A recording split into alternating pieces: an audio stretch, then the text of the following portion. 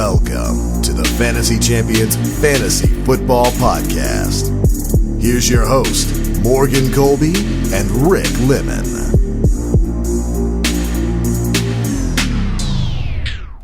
Welcome to the Fantasy Champions Fantasy Football Podcast. It's Thursday, August 29th, 2019. It is the last week of preseason games. Oh boy. Tonight are the last grouping of preseason games. So what happens after the preseason? 1 week from tonight, the Packers and the freaking Bears play football, like real life football, like fantasy football implications football. Woo! I'm What it too do, excited. baby? What it do, baby? My name is Morgan Colby. I got Rick Lemon with me. What's up? Today, we are going to give you, you're probably drafting this weekend. You're probably entering this weekend. And if you haven't drafted already, you're probably like, oh, wow, I'm drafting this weekend. And you're getting sweaty. It's real. And it's real. And you're about to dominate your money league or your family league or your friends league or whatever league you're in. Your NFL.com league against computers. Whatever league you're doing, you're going to dominate it. We're going to give you our final mock draft to help guide you through what to do. Yes. Before we move into a quick question to start the show, check out our website at thefantasychampions.com. Articles, content, rankings, material throughout throughout the season, constantly updated. Check it out. Follow us on Twitter and Instagram at the FF Champs on Twitter, at the Fantasy Champions on Instagram. Like us on Facebook at facebook.com/the Fantasy Champions. Subscribe wherever you listen. Apple Podcasts, Spotify, Stitcher, YouTube. Click the bell on YouTube for notifications. Leave a review and share this podcast with your friends. Please leave a review. I've been thinking. That'd be awesome if you could do that, actually. Should we give away a signed jersey of some sort? What you thinking, boss? I don't know. Maybe a Christian McCaffrey signed jersey. I don't think I could give that away. I'm gonna be really. I don't think I could give that away. I don't know. Maybe we'll do a giveaway. Leave a review. Yeah, maybe. Maybe you'll find out. It's a good idea. Share this podcast with your friends. Let's start off with a quick question. What player you love, you're obsessed with, you've been thinking about all offseason, you've been wanting to draft, but you don't own it in any leagues because you just never had an opportunity to draft? Okay, well, I mean, I have Christian a McCaffrey gazillion does guys. not count. So I was gonna say Patrick Mahomes does not count. there's the obvious ones, right? Like McCaffrey, like duh. He's my man's. Lover. Obviously, Barkley won me. I took him when nobody believed him in the first round. Got me a championship. Patrick Mahomes, you know Patrick Mahomes. I don't have to say anything about that. There's guys wicked far down that I wanted to draft that I didn't get. Corey Davis on your team. He's always been my guy. Sorry. James Washington, I really loved. Another guy on your team that I wanted. Darwin Thompson, believe it or not. Darwin Thompson. Eyeballing. There was a lot of guys. I think in the middle rounds though, probably the more like realistic one that I was hoping would fall to my spot. Another guy on your team, Leonard Fournette. I'm high on Leonard Fournette, and a lot of people aren't. I've seen like rankings where he's like in the 40s, like overall among players. Yeah, like legit stuff. Don't listen to those like people. 4th round, 5th round picks. I think he's like where he's going right now. He went actually like because you took him early 3rd round. But in a lot of drafts that I've done, like just like random mock drafts, he's going early 4th round, late 3rd. And to me, that's fantastic value for a guy I think can probably finish in the top 10. That's not a bad one. I have two. I Can't wonder who really they're decide. But I'm gonna take my man's, the guy I've been talking about for months. Okay. Even before the draft. Yeah. I predicted his team. I predicted he would be the #1 running back and get the workload. I predicted a lot. I love Monty. Oh, there he is. I'm in 5 leagues. Not a shocker. And I have another draft this weekend. How do you not have him on your team? And I don't have David Montgomery. It's because he's getting picked. He's starting to fly in up boards. between You're not the only one. That 2 loves different him. rounds. Oh, that too. In like 3rd or 4th round, and he's never on the board where I am. I'm like, it's either I pass on Leonard Fournette and Kerryon Johnson to get David Montgomery, or I take those 2 guys and hope he falls to me, but he never falls to me. Yep. Him and Juju. Juju I never get. I don't get it. Only mocks I get Juju. That is weird. I actually thought you were gonna get him. I didn't think anyone would take him in our league, but Yeah, I absolutely love David Montgomery. I'm obsessed with David Montgomery. Everybody knows. Should I be as obsessed with David Montgomery as I am? Actually, yes. Okay. I need justification. Because he's a rookie. People might be sleeping on him, and he's your guy. He's my guy. Everybody roasted me when I said that about Barkley and McCaffrey last year, and look at you now. Look at me now. Let's move into. Finger. What'd you say? I'll bring up my finger. Is that what you said? Yeah. You freaking loser. Let's move into our final mock draft of the year. Mm-hmm. Slide right into it. Let's get started. We're gonna do 12 team. Yep. Have PPR as normal. But I'm going to be picking with pick 10, and you're going to be picking with pick 3. So we're flipping each other's spots. Yes, I only wanted pick 3 just because in every draft, not just mock drafts. What have we done? The 6? leagues that I've done, I've always been in the bottom half of the drafts. Oh yeah. I don't think I've picked in the top half and by myself. Nope. So I'm excited. Yeah, if you are watching on YouTube, you can see our screen right in front of your pretty little eyes. Wow, that was creepy. It's like 3 people just clicked out of this and was like, what? Yeah, let's start the draft. Wow. Okay. So Kamara went 1. This actually isn't McCaffrey went 2. insanely surprising. No. Because a lot of people are high on Kamara, and then number 1. Why? Huh? You end up with Barkley. I think I'll go Zeke. Did you say you think you're going to go Zeke? I'm kidding. Barkley's the choice there. I mean, yep. If McCaffrey and Kamara go 1 and 2, you're obviously perfect with Barkley there. I'd be fine with any one of those 3 guys, honestly. Right. In the top 3, even the top 5, I would be afraid. I would be afraid to draft anything other than a running back. Really. Yeah. Like, if you start drafting wide receivers, that early. But after Zeke, is it Hopkins or David Johnson for you? Or Devontae Adams? Like 106 to 110. So that's the thing, though. Yeah, I would probably take a wide receiver at any point there. But I just think the only reason why I would justify taking a wide receiver at 106 to 111 or 112 is because you can probably come around in the next round and still get yourself like an RB1. Like for me, I got 4 picks in between 110 and 203, right? Yeah. So here I'd probably go Julio, right? Okay. Snag Julio. Nick Chubb comes off the board and you got Thomas, Juju again, Odell. bro. And then I'm sitting there with the Mans that is on my draft board. I think it's number 6 or 7 right now, and that's Gurley. So, and you could also flip that around and take, you probably could have taken Nick Chubb in that spot. That probably would have been justifiable. Yep. But you would have probably flipped around and ended up with Odell, which is not a bad setup.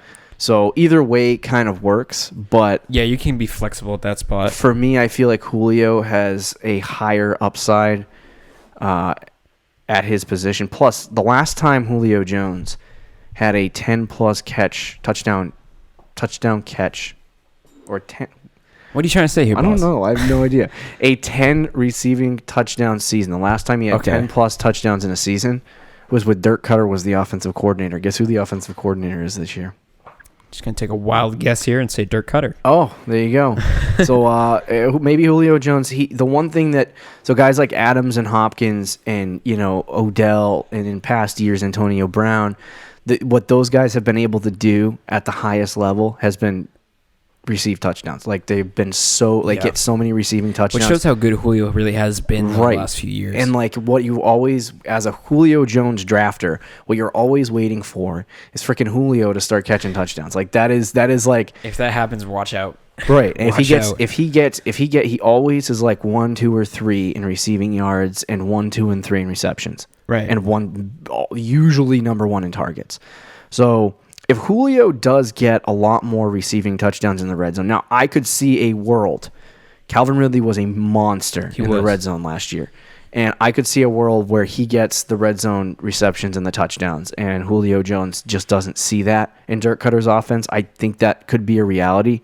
Right. I mean, last year he made 3 freaking wide receivers, guys that people wanted on their team: Adam Humphries, Chris Godwin, and Mike Evans. So I'm thinking, you're going to see Calvin Ridley come into that position, but there is a reality that Julio Jones could be a guy who gets back into that 10. He's only done it once in his career. He always gets like 7 or 8 touchdowns.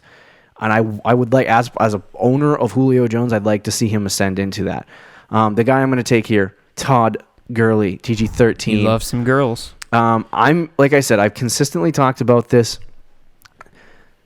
As camp has gone along, and as preseason has gone along, people have... I'm surprised. I thought Todd Gurley was going to end up a late second, early third round pick because he didn't play in the preseason. It would make people nervous. But people have stuck here, and he's getting drafted usually around 10 or 11 of running backs. Right. Which I'm surprised that stayed there. But Gurley is so talented and so efficient that even if he loses 25% of his carries, he still ends up in the top 5. Yeah. And I don't know why people find it so hard to see that. Like Darrell Henderson, they're reporting that Darrell Henderson could be the 3rd or 4th running back on the roster behind John Kelly and Malcolm Brown. If that doesn't tell you about how they feel about freaking Darrell Henderson right now, people are still recommending you draft Darrell Henderson. I'm saying don't do it. Stay away. That's such a waste of a draft pick. I don't know. But Todd Gurley is going to be the one. I think there is a reasonable situation where the backup running back, the number 2 guy, whoever it may be, whether it's Malcolm Brown, Darrell Henderson, or John Kelly, I think there's a real reality that they could probably get 7 to 10 touches in the game, which is not something that you would have said last year. It was usually 2 or 3 to backups. And so I think you might see that shift away from Gurley, but will he be the number 1 running back in fantasy football? No. But what does Todd Gurley do in the red zone? It just makes him monstrous. Now, here's what I will say with Gurley, he had 21, I think, in 13, 14. I mean, in 14 oh, yeah, no, it's games ridiculous. It's ridiculous. So for me, who are they going to go to in the red zone? Todd Gurley. If they take snaps away from him in the middle of the field, whatever. A guy who scores 21 touchdowns, I'm okay with having that. Even if he gets 18 this year and only ends up with 16. He probably won't get 21 again. So he's not going to get 21. But if he gets 17 or 18 touchdowns this year and 1,800 yards. See, I don't know because games played. Say it again? Games played, I think, is a key stat. I don't. Oh yeah, I think that is a reasonable concern. That's my biggest concern with Todd Gurley, and that's why I didn't draft him.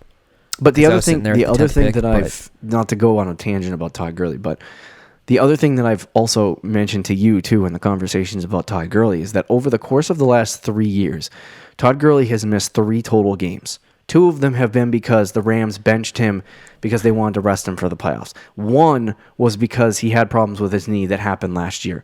So people who think that he's going to just suddenly miss 4 to 5 games this year is a little bit. It's a little bit much. He had the ACL injury in college, so if he hasn't been affected by the ACL injury from college yet, what makes people believe? Yes, he has arthritis in his knee, and yes, they're going to take it a little bit easier on him. But what makes you think that Todd Gurley is just going to have to miss a bunch of games because of he's had the arthritis in his knee for the last... Yeah, I just don't... That you got to connect... It's not like something that's just randomly happened. Right. You got to connect the dots on Todd Gurley. And for me, I think he's an investment. And even if you only have him for 14 games, right? Yeah.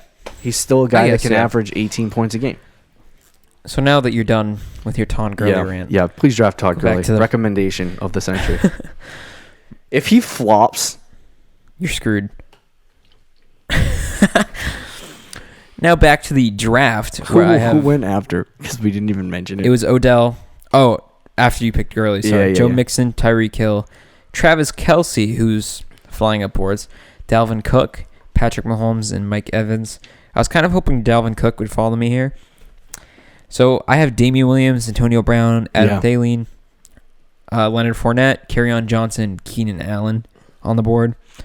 This is kind of tough. This is where the 3 spot in a 12-team league gets tough because, to me, I'm very tempted. This is the problem that I was having to go Leonard Fournette in here. The early part of the draft. It is tempting to go Leonard Fournette, but there was also Antonio Brown. That's what I was going to say. Is that how much is the separation between Keenan Allen and Adam Thielen and Antonio Brown because Right. I look at the top, 7, 8 wide receivers. You have Hopkins, Adams, Julio Jones, Michael Thomas, Juju, Odell, Tyreek Hill, Mike Evans. Those are like the clear 8 wide receivers. Who goes after that? Like, is Antonio Brown in that conversation with Mike Evans, Tyreek Hill, and Odell Beckham? Or does he fall into that conversation of Adam Thielen and Keenan Allen? And if so, do you want to draft Keenan Allen and Adam Thielen over Antonio Brown at that point? So here's now another very interesting spot. I could go Keenan Allen here. Yeah. Who I think is probably the best. I'm very high on Keenan Allen for this season, especially with Melvin Gordon out for a period of time. So I think Keenan Allen is the best player available. However, I would miss a huge run on running backs. And in a 12-team league, I wouldn't pick again until like 410. So that's 46th overall, something like that. It's late. And and if you look down to where that range is, 46. Yep. Not really, other than Marlon Mack, I think actually wouldn't be a bad pick. Other than that, though, I don't see any RB2s potentially at all. However, I could see a potential WR2, right? Wide receiver 2. Yeah, no, I just counted the amount of picks that it would take for me to get Monty. Continue. And I got frustrated. However, it's a mock draft. I'm going to take a risk and say Marlon Mack will be there when I'm on the board again. Yep. So, I'm going to take Keenan Allen. That's a big risk. It is, because look at all these running backs going. And there goes Montgomery once again. You no longer have David Montgomery. You're killing me, sleeper. You're killing me. That was my target. He literally went like 4 picks later. Yeah. How much does that destroy? Like that destroys whoever has 112. I think he's like, oh, maybe I'll get no, not today. You're not going to get a running back today. Chris Carson, Devonta Freeman, Aaron Jones, my man's David Montgomery, Josh Jacobs, George Kittle all came off the board. Let me ask you a question. Should David Montgomery be like drafted before Jace? Josh Jacobs? Josh Jacobs is what I meant to say. Yeah. I was going to say Jace Jacobs. This is actually a hot topic. I would say I'd actually say yes. David Montgomery should be drafted over Josh Jacobs. Very close, though. I think they're back to back. I think David Montgomery has gotten a lot of hype because there is so much there's hype within the team. There's hype within the team. They really like him. There's the Mike Davis truthers. It's also a run first offense. David Montgomery is going to blow. They think that David Montgomery. There are people like me who think David Montgomery is going to be really good. So there's a hot debate around it. Josh Jacobs has gotten absolutely he nothing. Hasn't. The Raiders aren't talking about him. But what did we see just this past week? Doug Martin got cut. They brought him in to replace the guy that they brought in to. So that is a good point. Josh Jacobs is the clear cut. Like David Montgomery, you could make an argument isn't in there for 3 downs. He might be a 1 to 2 down guy with Mike Davis coming in on third as a change of pace guy, and also Tariq Cohen coming in to play, a split set, right? So David Montgomery could lose opportunities. Like I still think he's going to touch the ball 250 to 270 times, but there is a world where Josh Jacobs could touch the ball 275 to 300 times this year. It is possible. I don't know if the Raiders' offense is going to be efficient enough to do something like that. I think he's just going to slide into the Marshawn Lynch role, which was 275. That's intriguing. It's something to keep an eye on. And he's also I think there is a concern too with the fact that he's never been a workhorse. He's never been a workhorse. He hasn't gotten that low. Not that he can't. That was actually a concern. That was a concern for me. That and I don't know how much the Raiders are actually going to run the ball this year. I think they're going to be playing from behind a lot. Yeah. And John Gruden likes to do some interesting things on offense.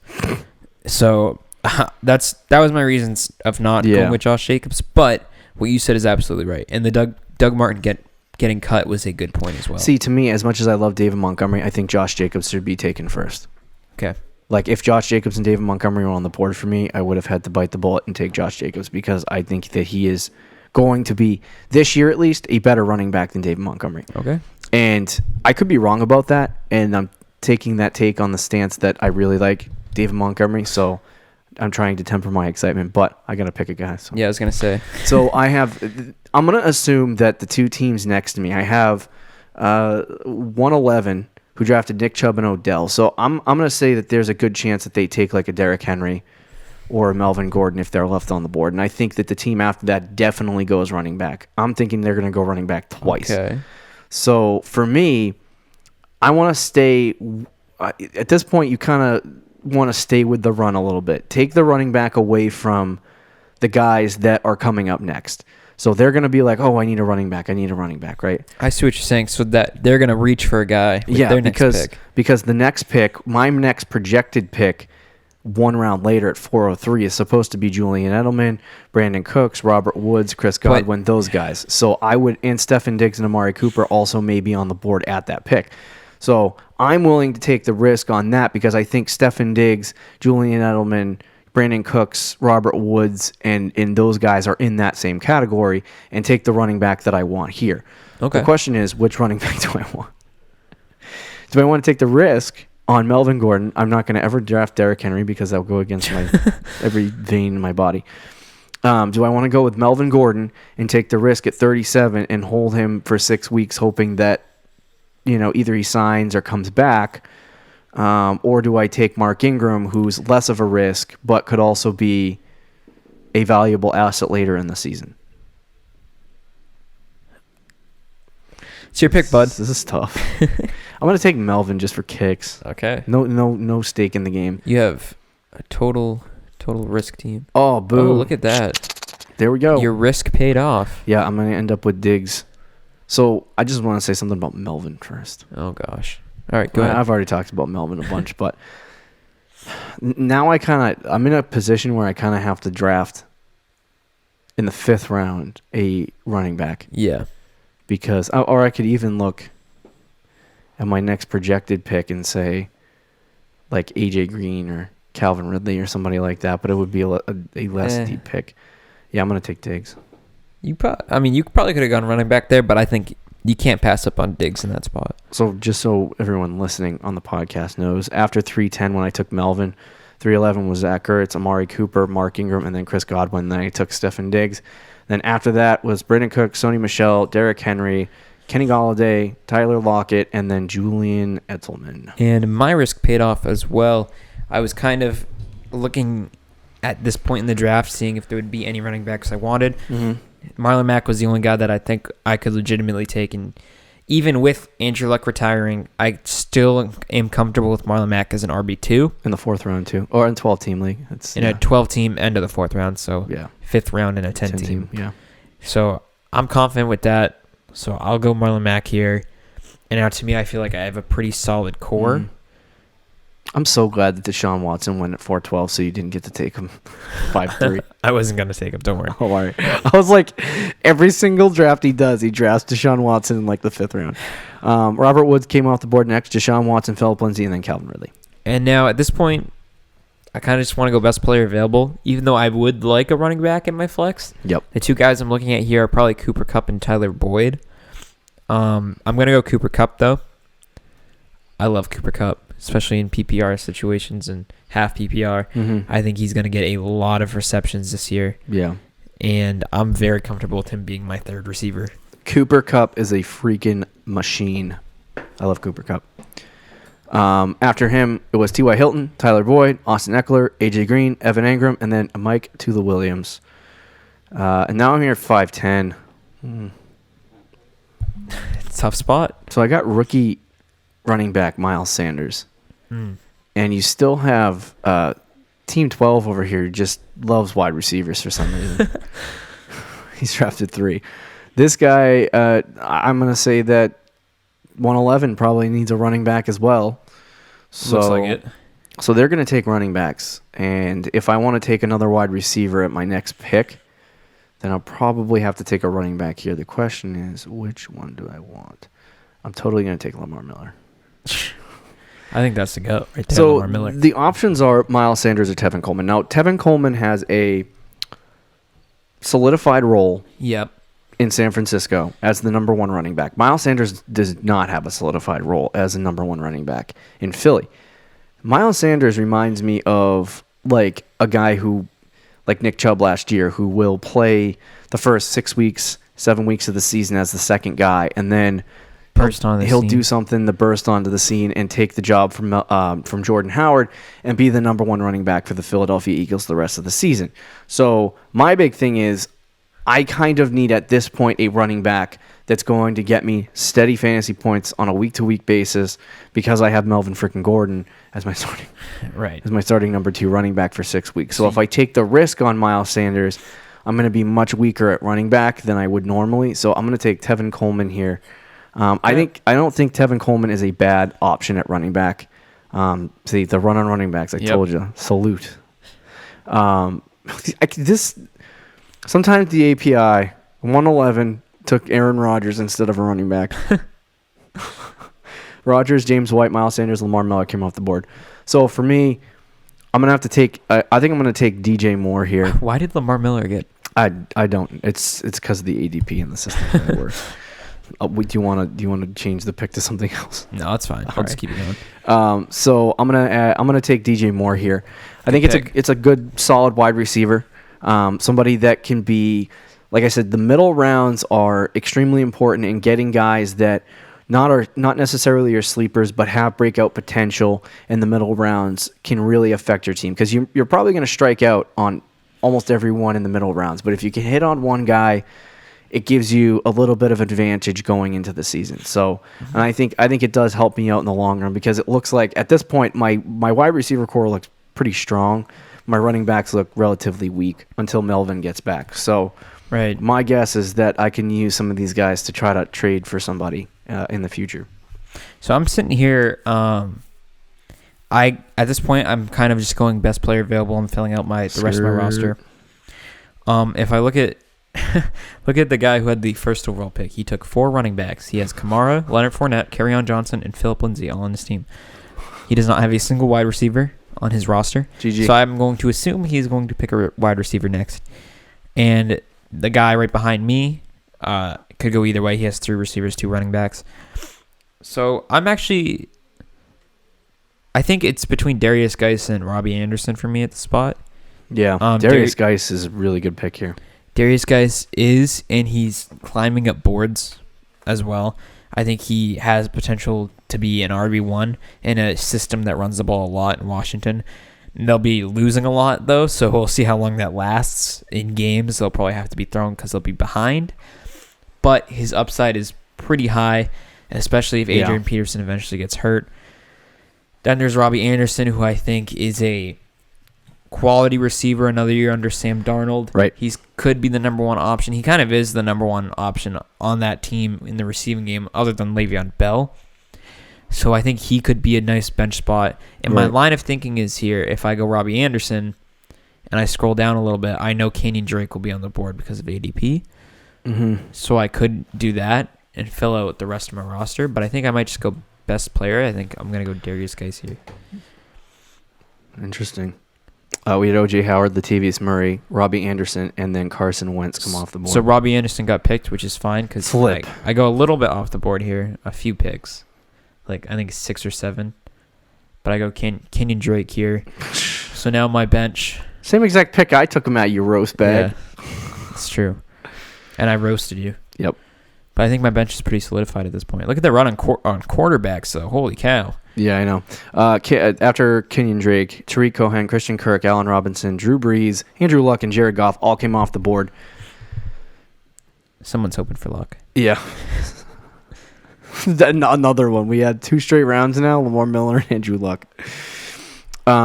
So now I got Will Fuller on the board. He's, I don't know. Do you think his value improved at all with the Lamar Miller injury? I don't think it changed much, but I still like him. So, yeah, if that makes sense. I like Will Muller. I like Will Fuller. This might be a spot where I would think about taking Vance Dance, but I'm not really sure that I want to take a tight end that early, especially when Vance McDonald is pretty much equivalent to whatever I'm going to get in the 15th round anyway. Right. I'm going to take Will Fuller here. I think Will Fuller is every freaking time. I wanted D.D. Westbrook at 803, and I thought he might fall to me, but he didn't, and I didn't take him there. Dude. Anyway, Will Fuller is like the perfect wide receiver 2. Like he always He is, puts yeah. up wide receiver 2 numbers. When he's on the field, he is a high-end wide receiver 2. The question is, can he stay on the field for the full season? And so I add more depth at my wide receiver position. I'm thinking I need running backs, but I can't leave Curtis Samuel on the board. I just can't do Passed it. on Duke Johnson. I did bro. pass on Duke Johnson. I can't. Somebody else can have him. Wow. I'll take Curtis Samuel. I've talked about him before. I like his upside. His route running is absolutely impeccable, and he's had a lot of camp hype. So keep an eye on Curtis Samuel this year. Some people are even saying that he is the new breakout guy over DJ Moore. But I have both. So whatever happens, happens, right? Mm-hmm. Okay, so now I'm sitting here. I don't like many of my options, to be honest. According to the ADP, Yeah. I'm probably going to go Royce Freeman, though. Rolls Royce. And here's why. I keep going running backs. I do, but I think I'm going wide receivers. You're going running backs. I think Philip Lindsay this year Yeah. will probably get hurt at some point in the year. That is a sad estimation. It is, but just like I don't think a guy that size can. Or a sad prediction, I should say. It is. It is. I'm not sure a guy that size can hold up for a whole season being a No, workhorse. probably not. I would say no. And even if he does play the whole season, I think there's a chance. It's getting slim, Yeah. but a chance that Royce Freeman overtakes Philip Lindsay at a certain spot. So it's a risk I'm willing to take there in the end of the 8th round. And then here in the 9th round, I'm going to go Dante Pettis. Yep. I think he has good upside, again, which is kind of what I'm looking for at this point. He has very solid upside as a receiver because he can probably be the number 1 on his team. Yeah. With San Francisco, with Jimmy Garoppolo. And if you believe in Jimmy G, then I think that's a solid pick. And look Jimmy at who G fell MVP. into your lap. Who I almost picked at my spot. Oh, Darwin Thompson. So we have Cam Newton, Sammy Watkins, Geronimo Allison, David Njoku, Marvin Jones, and then LeSean McCoy come off the board. I love gonna draft Darwin Thompson. Yeah. That's my man, dude. Not much to be said. I can't not draft Darwin Thompson. I'm going to take Darwin Thompson. Need that running back depth because I haven't drafted a running back. You have another good options here. Yeah, I do have some good options. James Washington and Corey Davis are good wide receiver options. James Washington has had an absolutely freaking insane preseason. I don't know if it's enough to jump Donta Moncrief at this point. The Steelers really like him, but they run a lot of 3 wide receiver sets, so I don't really think that's going to have much of an effect. Whether he's 2 or 3, I don't think it's going to have much of an effect on, what happens with him. Mm-hmm. But he has the upside to be really good. For me, I have a secret love affair with Kyler Murray. Ooh, is that where you're going? I love Kyler Murray. I don't know yet. I'm not sure. I'm going to take him. I'll take Kyler Murray. Why not? Oh, I'll take my quarterback. Over Corey Davis, bro, and James Washington? Yeah, dude, don't like Corey Davis as much as you do. I do like Corey Davis, though. Mm. Well, now it's my pick, and the guy I just roasted you for not taking Adrian Peterson, Corey Davis, Jameis Winston, Phillip Rivers, Deshaun Jackson, Jalen Samuels for the people who aren't watching. Yes. I'm going to take James Washington here. The man my I didn't bench take. is looking pretty solid. I think the core of my team, and the guy wanted Lamar Jackson off the board like that. Peace out. Now, we're in round 11. Mm-hmm. I don't have a tight end. I don't have a quarterback. And I'm okay with that. I'm going to keep it going. I'm going to go with Devin Singletary here. I think to fill out my bench spots, again, 11th round, I'm looking for value. Devin Singletary has so much value and so much potential. Yeah. Because if LeSean McCoy gets hurt, which I think is I hate to say this, but there's a rookie designation next to the Baltimore Ravens defense. that's hilarious. Okay, sleeper. But I think McCoy will probably get hurt, just showing history. Yeah. In that point, Devin Singletary becomes the lead back with Buffalo. And I think they run the ball a decent amount of times, or enough to justify taking Devin Singletary. Yep. And for him to have that kind of upside that you want. Right. He could honestly be an RB2 this year if something like that were to happen. Yeah, I think the concern for me is that what the reports have been out of Buffalo, unfortunately, Which is McCoy, right? is that it's going to be McCoy and then it's going to be Frank Gore, and they're going to have a timeshare. Frank Gore, dude, I know. every place he goes. He kills rookie talent. And Devin Singletary is probably going to be the 3. So unless they cut or trade LaShawn McCoy. I think that's still It's a very real possibility, Yeah. but at this point, if it doesn't happen before Saturday, it's not happening. Okay. And if that's the case, You just scared me. Holy cow. every time. If that's the case and he is still on the team, then I think Devin Singletary becomes less valuable, at least for this season. I think he's somebody that you might have to drop and not hold on to, because he'll barely touch the field. Yeah. And in fantasy football, bench spots are valuable.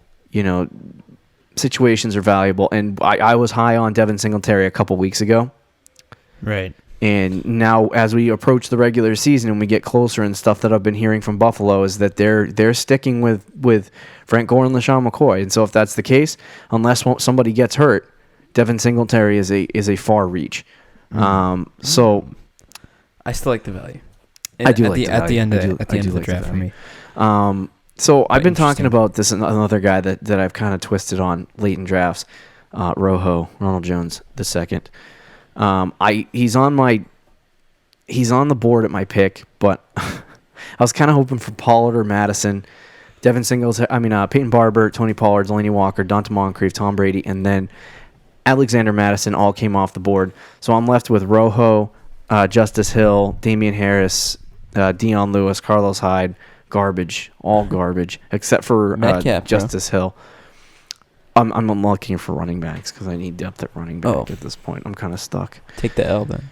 So I could probably just go Rojo and take the best player available, but he's a guy that I'll probably just end up cutting anyway. I guess I'll take him. I think the value, though, for the upside for him at that point is worth it. It's worth it. And then we had DK Metcalf, Ben Roethlisberger, Tyrell Williams, and Jamison Crowder. I like Jamison Crowder a lot. I'm going to take my guy, Austin Hooper. There it is. I'm going to snag Hooper. I'll steal him right out of your pocket. Yeah, that's the guy I wanted, bro. Golden Tate, Minnesota Vikings D, Baltimore Ravens D, Anthony Miller, Dak Prescott, and Cleveland Browns D all come off the board. All these next. defenses, bro. I think I filled out all my roster spots. So here in a 12-team league, it's funny. Let's go. To be in the 12th all round. About filling out the roster spots. I was actually going to take Justice Hill, by the way. How were you? Yeah. So it's funny, though, here in the 12th round, that I don't... the best... Usually in, 10 teams, you'll sit in the 12th round, and the best quarterback available will be, like Roethlisberger will be there. Sometimes Kyler Murray will be here. Lamar Jackson's always there. Right. None of those guys are there right now. It's Kirk Cousins as the best quarterback available right now. So you know what? Kirk Cousins. Josh Allen's probably still in there. I'm going to just keep building the team. Because at this point, there's a guy that I want, which is what you said, Josh Allen, who I think that could be off the board a little bit, but I'm not picking again for a while. And I don't know at the rate the quarterbacks are going if he's going to be there again. Yep. So I'm taking Josh Allen, a flyer at quarterback, but I think he's a guy that has so much upside this year. I mean, we saw what he did in the last few games this season last year. So, again, 13th round at this point, just taking a flyer. But because I took a flyer at my starting quarterback, I might take another quarterback with my next pick. And I can just go into the season with no defense or kicker. See, I'm a little bit different on that. Okay. Only because I'm not about taking two quarterbacks to waste my roster spots. What if your starter is Josh Allen, though? That's fine. Okay. Yeah, I'm okay with that. I'm going to take Ito Smith. Would you rather fill out your roster spot with a kicker? So that's the thing. Let's say. Well, no, I'm not going to take a kicker or a defense. Okay. Yeah, you know me. I don't do that. After Josh Allen was N'Keal Harry, Los Angeles Chargers D, Kiki Kuti, Mecole Hardman, Trey Burton, Kirk Cousins, and then I took Ito Smith, and then Justin Tucker, Damian Harris, Houston Texans D, and then Mark Andrews. So for me, like I said, I'm not going to take a quarterback only because I don't know. I don't think it's worth owning two, at least at this point. And like we talked about on our last podcast, how generally speaking, there's going to be a top quarterback on your waiver wire, and you can probably effectively stream your quarterbacks and build your team that way. So I don't necessarily think it's necessary to draft two quarterbacks. I know it worked for you last year, but it doesn't necessarily have to flow that way. For me, I don't know. There's really no one left. Yeah. It's like a scary abyss of nothing. I hate Ty Montgomery. Carlos Hyde's nothing. Naheem Hines is That's worthless the thing with now. 12 teams, bro. Once you get into these rounds, it's... Dude, do you want Randall Cobb? I mean, I maybe I'll take Funchess. I don't know. He's an Indy. It's not even worth it. All right, here. Don't have a tight end yet either. But you know who I like? Who? I mean, as much as you can like somebody in the 13th or 14th round now in a 12-team league. Kyle Rudolph. Guy who's That's a been good pick, too. top 10 tight end past 2 seasons. Last year struggled. The whole offense was kind of weird. Other than Diggs and Daleen, they kind of struggled as a whole. Yep. I think they have huge bounce back potential, like overall as a team. Right. And I think Rudolph is a leader in that category. Yep. Now, final pick. I have all my starters filled out. I have all of my benches filled out. I do not have a kicker or defense. There is nobody here with upside. So you know what I'm going to do? Taking my favorite player. Oh, stop. Literally right after that, the Jimmy guy I was Garoppolo. targeting went off. Deion Lewis? Yeah, I was going to try to take Dion. I thought that was like a good value. I don't know. Dion came off. Devontae Parker, Ty Montgomery, Malcolm Brown, Ronald Jones. I almost took Randall Jordan Cobb, Reed. Mike He's on the board. Oldback. Jordan Reed. Yeah. I literally don't know who to take with my last pick. I'm going to go deep down this board and say Raquel Armstead. Yeah, that's right. I took Raquel Armstead in a mock draft. Bro. I took Raquel Armstead in the mock draft. Wow. Do you know who that is? Does anyone know who that is? I don't. He's the I'm number not 2 gonna lie. wide receiver for the Jacksonville Jaguars. Why is his position running back? Did I say wide receiver? You did. Flipping A. You meant... I meant running back. Okay. Running back for the Jacks. It's number 2 running back. He's a backup running back. I scouted him early in the draft, and I thought he was supposed to be like a 5th or 6th round guy, which is exactly where he got taken. But he had like a really good combine. He like ran like a 4.40 or something like that, and bench pressed like 32 times. So he looked. That's usually 2 metrics for running backs that are kind of really good. But there's literally nothing there. Yeah, so I mean, at I'm that not point, gonna you're worry just about taking flyers. it's not even a flyer. Like, if Leonard Fournette gets hurt, Raquel Armstead people go after him. So I have Julio Jones, Todd Gurley, Melvin Gordon, Stephen Diggs, Tevin Coleman, DJ Moore, Will Fuller, Curtis Samuel, Darwin Thompson, Kyler Murray, Ronald Jones II, Austin Hooper, Ito Smith, Devin Funchess, and Raquel Armstead. I got Josh Allen, Shake and Bake Barkley, Marlon Mack, Antonio Brown, Keenan Allen, Kyle Rudolph, Cooper Kupp, Darius Guice, Kenyon Drake, Royce Freeman, Dante Pettis, James Washington, Devin Singletary, Justice Hill, and Jimmy G. Jimmy G MVP. It's not bad. Not bad. I mostly just picked value Yeah, dude. because at this point, I'd probably use my bench assets. 12-team leagues become so difficult. They do, especially at the end. Especially the late rounds. If you're in a league that knows what they're doing too, because there's plenty of 12 teams that will like just mess definitely. around, but I think, I don't know, I'm a little weak at running back here. You are too, though. yeah, a little bit. You love those wide receivers early. I do. I think it was just mostly the cards I was given though. Yeah. I think my running back core could be pretty deadly if Melvin comes back, though. Yeah. If Melvin and Gurley, and then if Darwin Thompson, Ronald Jones, Ito Smith, one of those guys do something relatively decent in the regular season, overtake Tevin freaking Coleman. He's such a gross pick. Like, there are just some picks that you sit there and you're like, this. It's just that was nasty. the safe pick at the time. Yeah, safe pick. It's such a gross pick. But that does it for our mock draft episode, our final mock draft of 2019. Wow. It feels so good. Next week, we will discuss strength of schedule and breakout players. Yep. And then Important episode for NFL you season. to listen to. And NFL season. then our Thursday episode NFL that season. week is the NFL season. Woo! Our first episode during the season. What it do, baby? What Every time you say that, I can't. Don't forget to check out our website. Follow us on Twitter and Instagram. See you on Tuesday. Fantasy Champs. Peace out. Thank you for listening to the Fantasy Champions Podcast. Make sure you subscribe on iTunes and YouTube and follow us on Twitter @TheFFChamps.